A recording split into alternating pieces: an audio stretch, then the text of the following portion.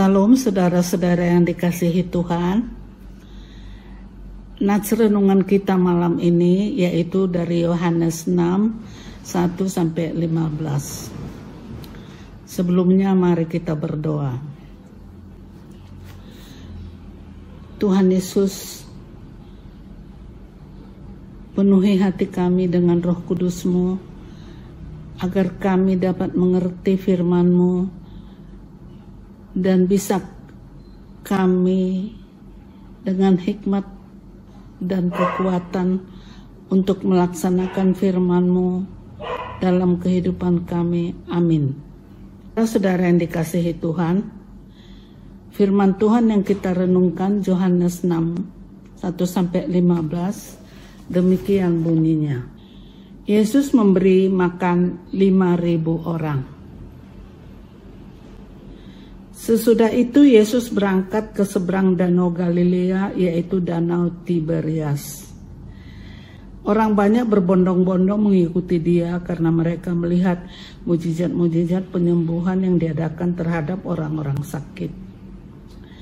Dan Yesus naik ke atas gunung dan duduk di situ dengan murid-muridnya. Dan Paskah hari raya orang Yahudi sudah dekat. Ketika Yesus memandang sekeliling dan melihat bahwa orang banyak berbondong-bondong datang kepadanya, berkatalah ia kepada Filipus, "Di manakah kita akan membeli roti supaya mereka ini dapat makan?" Hal itu dikatakannya untuk mencobai dia, sebab ia sendiri tahu apa yang akan dilakukannya. Jawab Filipus kepadanya, "Roti seharga 200 dinar tidak akan cukup untuk mereka ini, sekalipun masing-masing mendapat sepotong kecil saja." Seorang dari murid-muridnya, yaitu Andreas, saudara Simon Petrus, berkata kepadanya, "Di sini ada seorang anak yang mempunyai 5 roti jelai dan 2 ikan. Tetapi apakah artinya itu untuk orang sebanyak ini?" Kata Yesus, "Suruhlah orang-orang itu duduk." Adapun di tempat itu banyak rumput, maka duduklah orang-orang itu. Kira-kira 5.000 laki-laki banyaknya. Lalu Yesus mengambil roti itu, mengucap syukur dan membagi-bagikannya kepada mereka yang duduk di situ. Demikian juga dibuatnya dengan ikan-ikan itu sebanyak yang mereka kehendaki. Dan setelah mereka kenyang, ia berkata kepada murid-muridnya, "Kumpulkanlah potongan-potongan yang lebih supaya tidak ada yang terbuang." Maka mereka pun mengumpulkannya dan memenuhi 12 bakul penuh dengan potongan-potongan dari kelima roti jelai yang lebih setelah orang makan.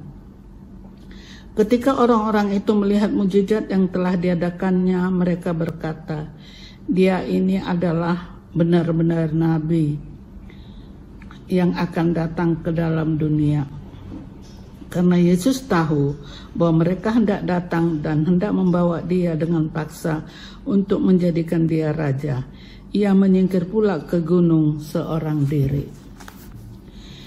Kita bersyukur saudara-saudara karena mendapat kesempatan untuk merenungkan, mendengarkan firman Tuhan hari ini. Saudara-saudara, dalam Nats 6-15 disebutkan bahwa dalam pengasingannya banyak orang berbondong-bondong mengikutinya, Tuhan Yesus. Oleh karena belas kasihan kepada orang banyak, Tuhan Yesus akan memberikan mereka makan. Tetapi ketika ia bertanya kepada Filipus, ternyata makanan yang ada 5 roti jelai dan 2 ikan tidak akan cukup untuk dibagikan kepada orang banyak yang kira-kira berjumlah 5.000 orang. Bagaimana saudara-saudara 5.000 orang hanya 5 roti jelai dan 2 ekor ikan akan dibagikan kepada orang banyak?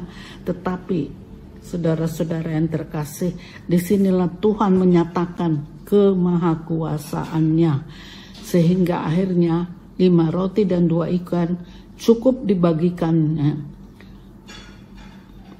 mengenyangkan mereka, bahkan sisa 12 bakul. Saudara-saudara, Sebagai mujizat 5 roti 2 ikan yang dilakukan Tuhan Yesus, ini memberikan pelajaran yang sangat berharga bahwa Allah itu Maha Kuasa. Allah itu Maha Kuasa. Dia berkuasa untuk menjadikan yang tidak mungkin menjadi mungkin. Oleh karena itu sangatlah penting bagi kita untuk memahami nats ini tentang Tuhan mengenyangkan umatnya. Saudara-saudara, Tuhan berkuasa mengenyangkan umatnya. Kapankah Tuhan mengenyangkan umatnya? Apabila kita memperhatikan dengan teliti Yohanes 6, 1-15, maka kita akan menemukan paling tidak ada jawaban tentang kapankah Tuhan melakukan mengenyangkan umatnya. Jawaban ada 3, jawaban kalimat pengantar, yaitu ketika umatnya mendatangi Tuhan. Ketika mereka mendatangi Tuhan, ketika mereka berbondong-bondong karena mereka hendak datang kepada Tuhan dengan maksud berobat dan lain-lain. Kemudian itu kita baca di Yohanes 6, 2-9. Kemudian ketika umatnya mentaati Tuhan Yesus, Yohanes 16 ayat 10. Ketiga, ketika umatnya memuliakan Tuhan, Yohanes 6, 11-13. Adapun tujuan dari khotbah ini adalah agar sepulang dari tempat ini kita memahami tentang kapankah Tuhan mengenyangkan umatnya. Ketika umatnya mendatangi Tuhan, Yohanes 6, 2-9, dari ayat nats yang kita baca ini disebutkan bahwa orang banyak datang berbondong-bondong mengikuti Tuhan Yesus. Mereka itu adalah orang-orang yang pernah melihat mujizatnya yang telah Tuhan lakukan kepada mereka. Mereka datang mengikuti Dia karena melihat Tuhan Yesus menyatakan kuasanya. Oleh sebab itu, ketika Yesus bertanya kepada Filipus tentang di mana mereka mendapatkan makanan untuk dapat dibagikan kepada orang banyak yang ada di tempat itu, maka dengan sikap jujur dan pasrah ia mengatakan bahwa uang yang ada padanya pun tidak cukup untuk membeli makanan bagi orang banyak itu. Bahkan Andreas, saudara Simon Petrus, mengatakan bahwa yang ada hanya 5 roti jelai dan 2 ikan dan dimiliki seorang anak kecil. Datanglah orang banyak dengan sikap pasrah dari beberapa murid-murid itu menyebabkan Tuhan Yesus melakukan mujizat. Tuhan Yesus melakukan mujizat sehingga 5 roti jelai dan 2 ikan yang tidak mungkin cukup akan dibagikan kepada 5.000 orang sampai kenyang, bahkan sisa 12 bakul. Demikianlah kita umat Tuhan yang percaya padanya saat kita merasa kurang dengan apa yang ada pada kita, misalnya makanan atau uang atau apapun, apa saja, bahkan kita merasa semuanya itu akan bisa mencukupi kebutuhan kita. Tapi ketika kita datang dan berserah kepada Tuhan Yesus, yang tidak mungkin menjadi mungkin. Tuhan berkuasa sampai kenyang, bahkan sisa 12 bakul. Demikian pula orang-orang yang percaya padanya saat kita merasa kurang dengan apa yang ada pada kita. Misalnya makanan, minuman, dan lain-lain, atau apa saja, bahkan kita merasa semuanya itu akan bisa mencukupkan kebutuhan kita. Tetapi ketika kita datang, berserahlah padanya, kita tidak usah khawatir. Maka apa yang tidak mungkin akan menjadi mungkin. Tuhan berkuasa mencukupkan apa yang ada pada kita ketika kita datang mengatakannya. Firman Tuhan, marilah kepadaku semua yang letih dan lesu berbeban berat, aku akan memberikan kelegaan kepadamu. Marilah kepadaku semua yang letih, lesu dan berbeban berat, aku akan memberikan kelegaan kepadamu. Jadi di sini Tuhan juga mengatakan juga pada Mazmur 37 ayat 5 mengatakan, serahkanlah hidupmu, Tuhan akan percayakan kepadanya, maka ia akan bertindak. Jadi firman-Nya mengatakan juga kita serahkan hidup kita kepada Tuhan, kita percayakan kepadanya, maka dia akan bertindak. Kalau kita datang kepadanya, dia akan memberikan kelegaan padanya. Jadi saudara-saudara, mari kita datang kepadanya. Allah sanggup mengenyangkan kita. Allah sanggup mencukupkan apa yang ada pada kita. Kedua, kapankah Tuhan berkuasa mengenyangkan umatnya? Ketika umatnya mentaati Tuhan. Yohanes 6 ayat 10. Kapan atau bila mana Tuhan mengenyangkan umatnya? Yaitu ketika umatnya hidup dalam keteraturan. Ayat 10.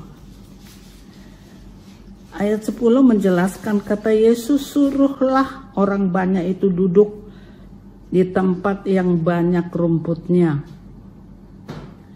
Bisa dibayangkan jika orang sebanyak 5.000 itu tidak mau duduk, tidak mau diatur. Bagaimana kacaunya suasana saat itu. Apalagi masing-masing orang kemudian berteriak-teriak, mendorong karena merasa lapar. Atau mereka saling berdesak-desakan karena gelisah dan kelaparan. Hari mulai gelap, situasinya akan menjadi kacau dan membuat kepanikan. Tetapi hal yang sangat menolong mereka sendiri adalah ketika mereka mau diatur di tempatnya masing-masing dan menantikan dengan sabar untuk sesuatu yang dilakukan Tuhan Yesus. Sikap yang keteraturan itulah yang memungkinkan mereka mengalami dan menikmati mujizat yang dilakukan oleh Tuhan Yesus, yaitu memberkati 5 roti jelai dan 2 ikan sehingga mereka semua makan kenyang. Tuhan pasti akan mencukupkan segala keperluan kita, hidup kita, asalkan kita mau hidup dalam keteraturan, hidup tertib, hidup taat, yaitu hidup sesuai dengan firman-Nya. Yohanes 6, 11-13. Dalam ayat 11-13 dijelaskan bahwa setelah Tuhan Yesus menerima 5 roti dan 2 jelai, 2 ikan diserahkan kepada mereka dan mengucap syukur. Dan kemudian barulah ia membagi-bagikan kepada orang banyak yang ada di tempat itu. Akibat dari ucapan syukur itulah Allah membuat makanan yang sedikit itu menjadi cukup untuk mengenyangkan orang banyak. Saudara-saudara yang dikasihi Tuhan, hal yang mengucap syukur itulah dilakukan oleh Tuhan Yesus sebenarnya hendak mengajarkan mujizat, mengajarkan murid-murid dan semua orang yang berkumpul saat itu akan betapa pentingnya tentang mengucap syukur. Mengucap syukur merupakan ungkapan terima kasih atas segala sesuatu yang telah diberikan oleh Tuhan.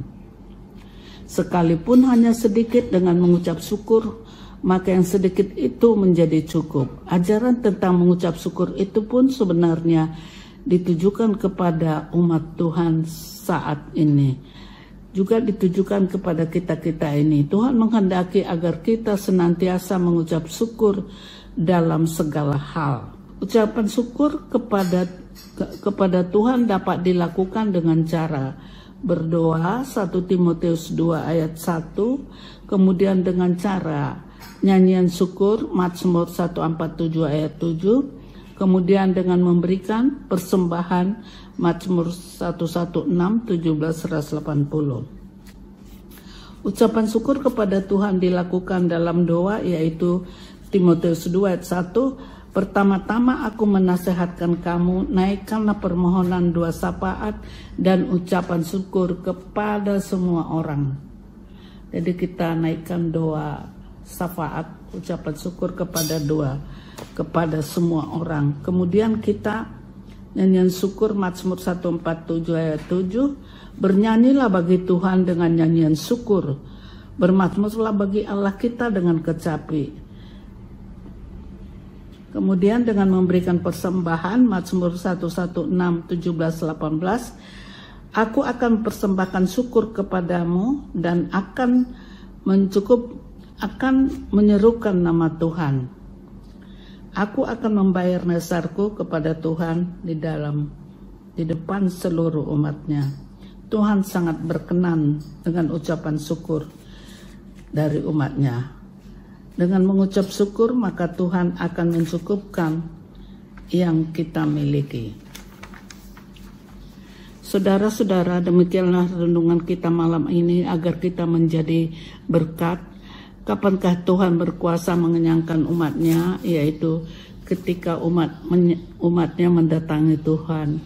Ketika umatnya mendatangi Tuhan, maka Tuhan berkuasa mengenyangkan umatnya, apapun itu Tuhan akan berikan. Kemudian ketika umatnya mentaati Tuhan, membaca firman-Nya, melakukannya dalam kehidupan sehari-hari.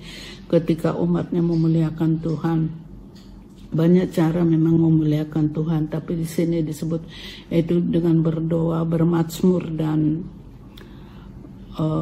memberikan persembahan. Kiranya firman yang kita renungkan hari ini menjadi berkat bagi kita dan kita bisa melakukannya.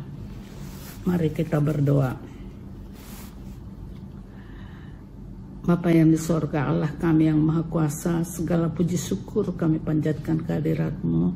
Terima kasih Tuhan atas pimpinan dan bimbingan-Mu ya Tuhan. Tuhan menginginkan Tuhan agar kami mentaati Engkau ya firman-Mu, agar kami juga mengucap syukur, agar kami juga selalu mendatangi-Mu. Tolonglah Tuhan, kuatkanlah kami melaksanakan itu di dalam kehidupan kami. Ampuni segala dosa-dosa kami. Terima kasih ya Tuhan Yesus, dengar dan kabulkanlah doa kami. Dalam nama anak-Mu Yesus Kristus kami berdoa dan mengucap syukur. Amin.